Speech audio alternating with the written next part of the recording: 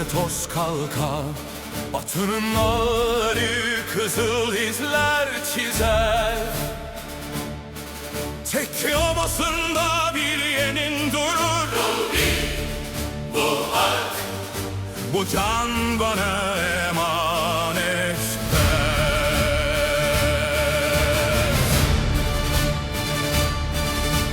Gözsüz ıssız büyüleri demir, gözünde sönmeyen bir ateş parlar. Bir avuç yiğitle karşısında fırtına, dönmek yok der. Siper olur kendisi. Yolsuz han, Türkmenin onuru,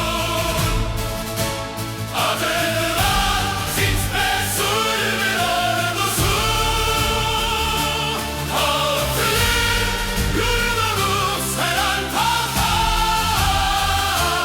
yeminlerin tertemiz düşman. Yolsuz han, direnişin sesi, her kalpte çarpar özgür nefesi. Huzurla kuvvet bu divan, birlik olur can yükselir arşa. Geceye sığmaz yanan ocaklar, anaların duası göğe yükselir.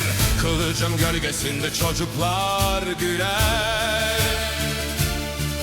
Namusla korunan yurt kök sarar.